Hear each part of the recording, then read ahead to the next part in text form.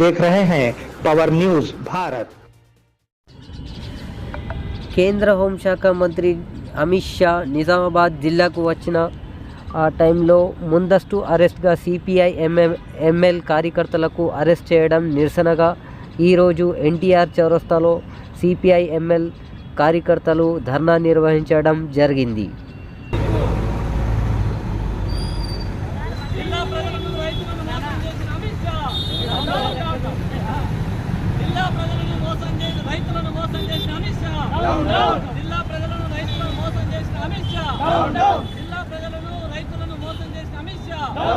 నశించాలి ప్రజా సంఘాల వామపక్ష పార్టీల నాయకులపై పోలీసు నిర్బంధకాండ.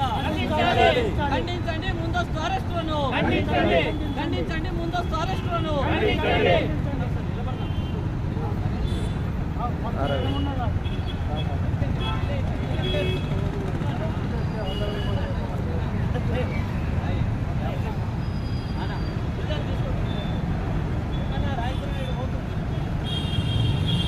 ఖండించండి ప్రజా సంఘాల నాయకులపై నిర్బంధాన్ని.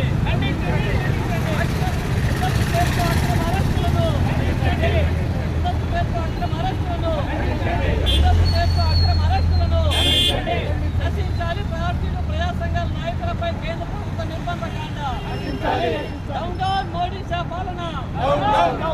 మోడీ షా పాలన. డౌన్ డౌన్ మోడీ షా పాలన.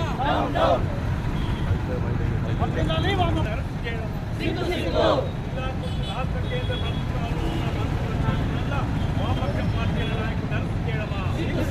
వామపక్ష పార్టీల నేతల్ని అరెస్ట్ చేయడమా? వామపక్ష పార్టీల ప్రజా సంఘాల నాయకులను అరెస్ట్ చేయడమా? ఇది ప్రజాస్వామ్యమా? రాజరిక పరిపాలన? ప్రజాపాలన లేదా రాజరిక పాలన? क्या हुआ? हाय हाय क्या हुआ? अभी अभी क्या हुआ? अभी अभी क्या हुआ? మిత్రులారా, నిజామాబాద్ జిల్లాలో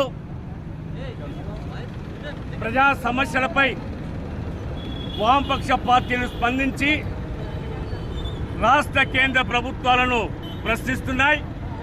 ఈ ప్రశ్నించే గొంతులను అణచడానికి మాత్రమే ఈ జిల్లా కేంద్రానికి కేంద్ర ప్రభుత్వంలో ఉన్నటువంటి ప్రధానమంత్రితో పాటు ఇతర మంత్రులు వచ్చినప్పుడల్లా, అదేవిధంగా రాష్ట్ర ముఖ్యమంత్రి ఇతర మంత్రులు వచ్చినప్పుడల్లా వామపక్ష పార్టీల నాయకులను, కార్యకర్తలను, ప్రజా సంఘాల నాయకుల్ని అక్రమంగా ముందస్తు పేరుతో అరెస్ట్ చేసి పోలీస్ స్టేషన్లో నిర్బంధించడాన్ని సిపిఎంఎల్ మాస్ లైన్ పార్టీగా వామపక్ష పార్టీల తరపున మేము ఖండిస్తున్నాం.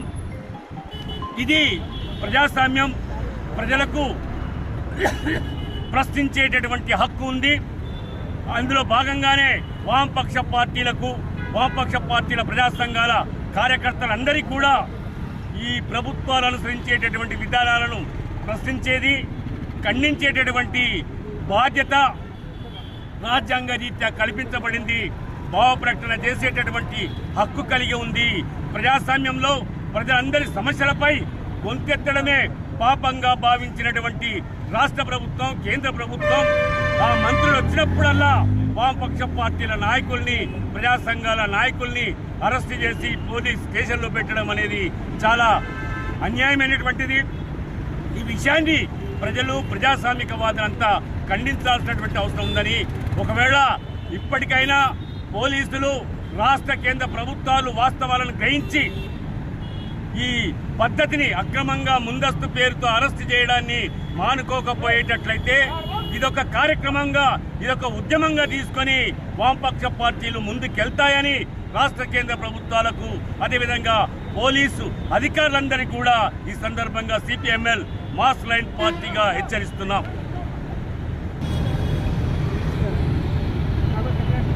ఇది ప్రజాస్వామ్యమా,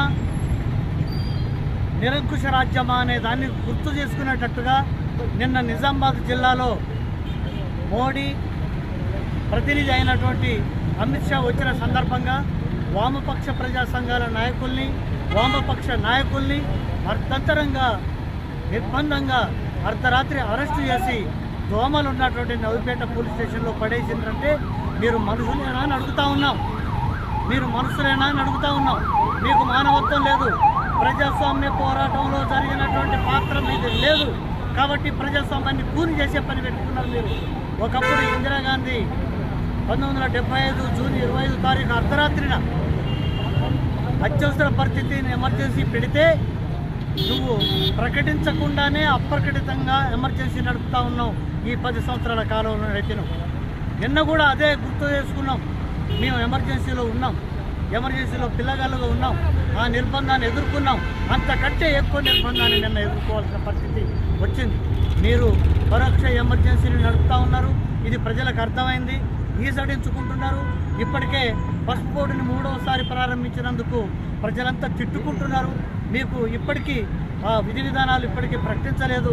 ఈ నిరసనని తెలియజేస్తూ మీరు అరెస్టుల్ని ఖండిస్తూ ఈ నిరసన తెలియజేస్తూ ఉన్నాం. భవిష్యత్తులో మీకు సంబంధించినటువంటి వాళ్ళు వస్తే ఆట ఆడుకోండి, కబడ్డీ ఆడుకుంటారా, క్రికెట్ ఆడుకుంటారా, నిజామాబాద్ రోడ్ల మీద అది మీ ఇష్టం. కానీ ప్రజా సంఘాల నాయకుల్ని, వామపక్షాల నాయకుల్ని నిర్బంధించడం అది దుర్మార్గం. ఆ నిర్బంధిస్తే తగిన మూల్యం చెల్లించుకోక తప్పదని చెప్పి హెచ్చరిస్తా ఉన్నాం. ఇప్పటికే ఈ ఎన్నికల్లో మూల్యం చెల్లించుకున్నారు. మన ఉప ఎన్నికల్లో గుజరాత్లో కూడా మూల్యం చెల్లించుకున్నారు. అయినా సిగ్గు రావటం లేదు. మీకు రాజ్యాధికారమే లక్ష్యంగా కనపడతా ఉంది. అందుకోసం మేము దీన్ని వ్యతిరేకిస్తున్నాం, నిరసిస్తున్నాం. భవిష్యత్తులో ఎలాంటి అరెస్టులు, అక్రమ అరెస్టులు చేయొద్దని చెప్పి మేము డిమాండ్ చేస్తాం.